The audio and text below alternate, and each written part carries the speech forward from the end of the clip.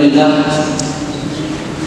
نحمده ونستعينه ونستغفره ونتوب إليه ونعوذ بالله من شرور أنفسنا وسيئات أعمالنا من يهده الله فلا مضل له ومن يضلل فلا هادي له أشهد أن لا إله إلا الله وحده لا شريك له وأشهد أن محمدا عبده ورسوله لا رسول ولا نبي بعده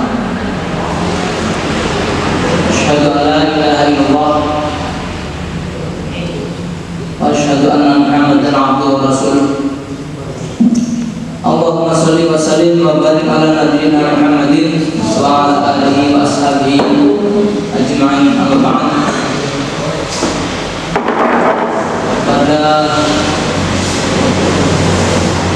Dewan Murabi daerah yang saya hormati, beliau Ustaz Fuad Fakhruddin, kemudian pengurus TKM Masjid Darul Iman yang saya hormati pula, kemudian para asatidzah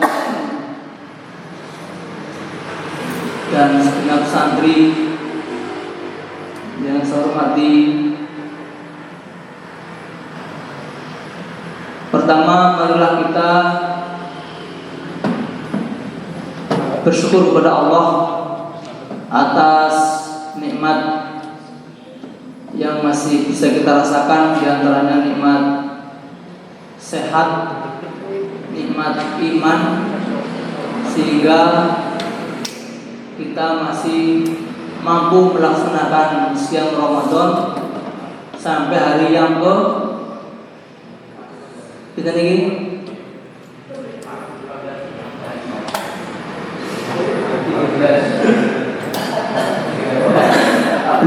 belum sampai pertengahan, mendekati. Hari ini hari ke-14. Oh, 13 ya. 13 malam ke-14.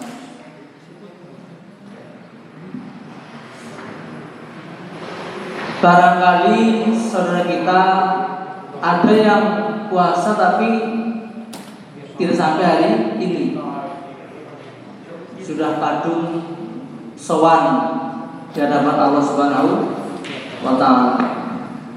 Padahal dalam satu riwayat ya, ada ahli kubur yang protes kepada Allah, ya Allah, bangkitkan aku meskipun hanya sesaat supaya saya bisa beribadah Ramadan.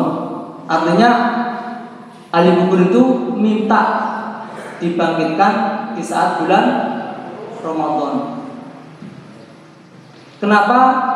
Karena ternyata amalan di bulan Ramadan itu nilainya tidak sama dengan amalan di luar bulan Ramadan.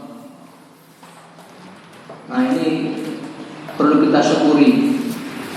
Sebagaimana sudah disampaikan oleh Ustaz Ali, ya, ad-du'aful mudha'afah, ya, berlipat ganda, yang itu mungkin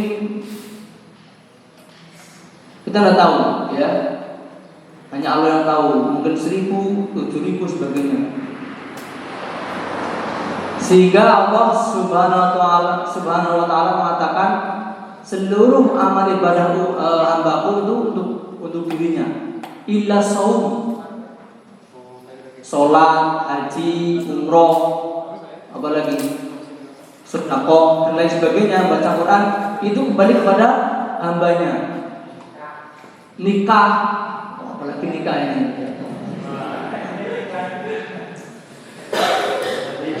kata Allah, illa shaum fa innahu li wa ana ajzi bih. Sesungguhnya ya, seluruh amal ibadah hamba-Ku itu untuk dirinya kecuali puasa. Ya, fa innahu li, kata Allah, puasa itu untukku, kata Allah, wa ana ajzi bih, dan aku yang akan memberi pahala. Ini rahasia, ya. Tidak tahu berapa lipat ganda Allah akan berikan kepada orang yang berpuasa. Salawat dan salam semoga tetap terserahkan kepada Nabi kita Nabi Muhammad Sallallahu Alaihi Wasallam, keluarga beliau, sahabat beliau, serta umatnya yang masih istiqomah di sunnah. Amin. Ikhwani rahimakumullah. Berbicara puasa,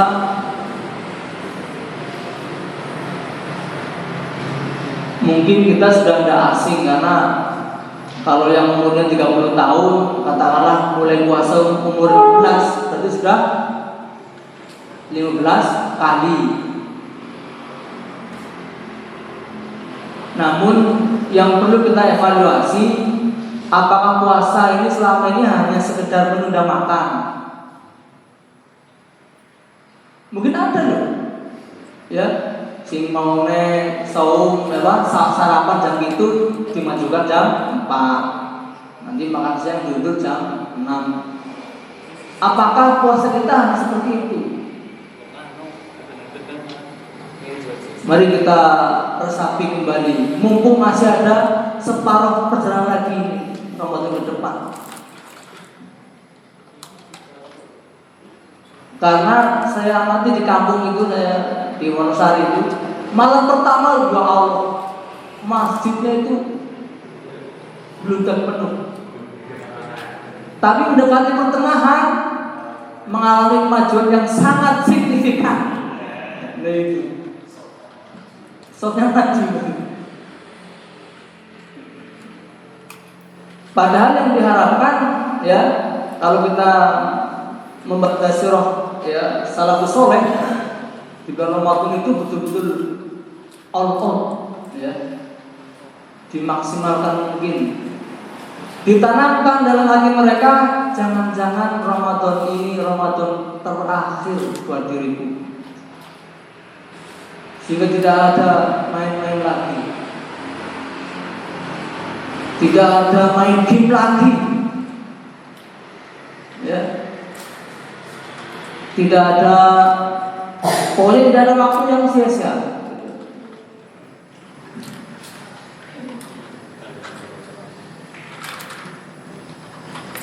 Pernah tidak panjenengan membayangkan itu? Ini Ramadan terakhir.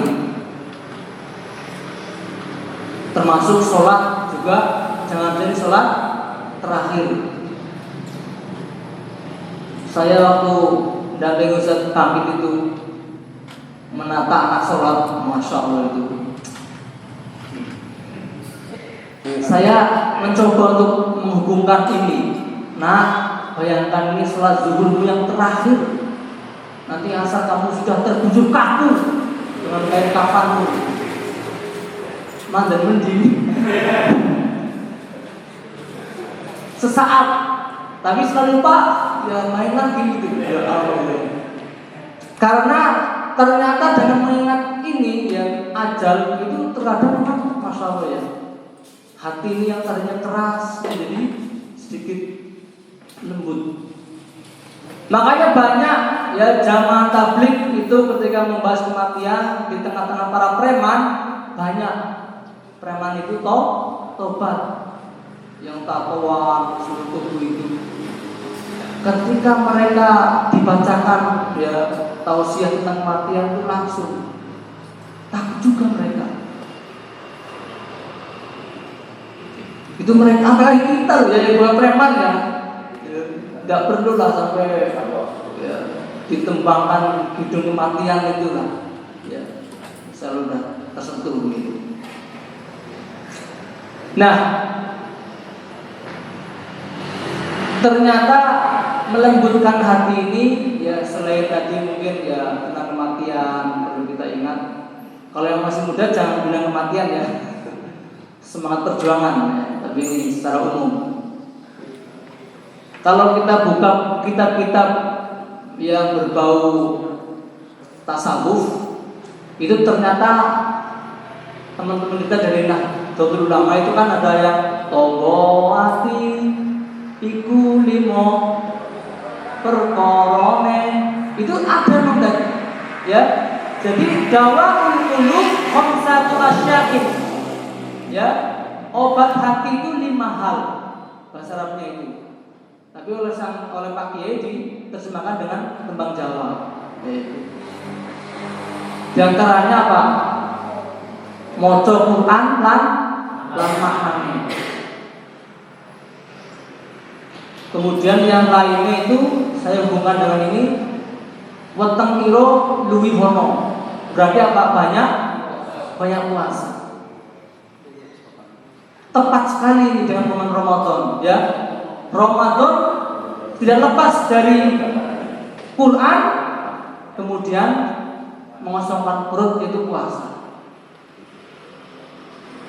Apa rasanya itu? Jamaah sekalian coba. Ternyata kata Nabi, ya, Sallallahu Alaihi Wasallam, puasa dan Al-Quran itu nanti akan memberi syafaat.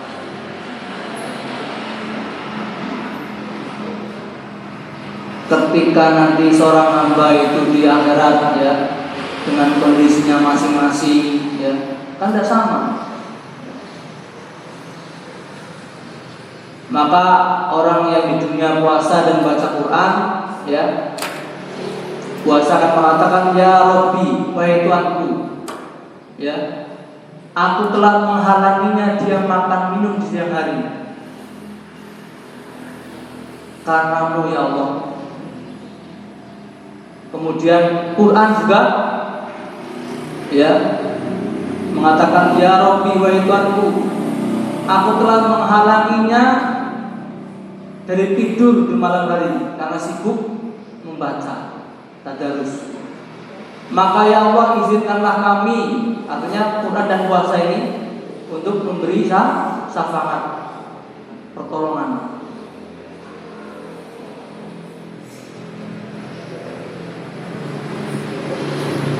Nah, maka dari itu ikhwati sekalian,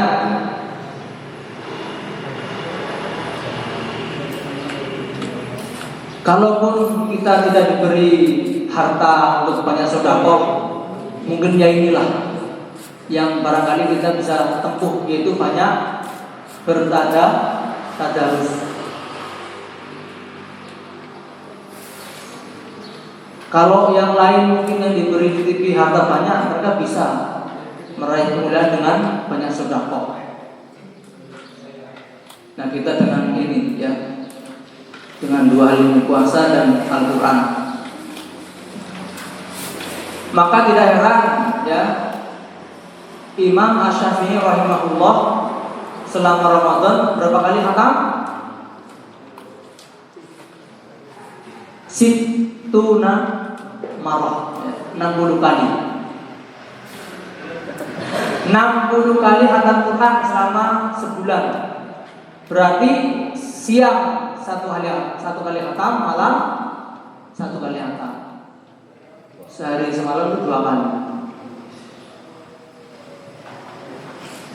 Itu menunjukkan Masya Allah, ya, begitu mulianya, begitu istimewanya tadarus di bulan Ramadan ini.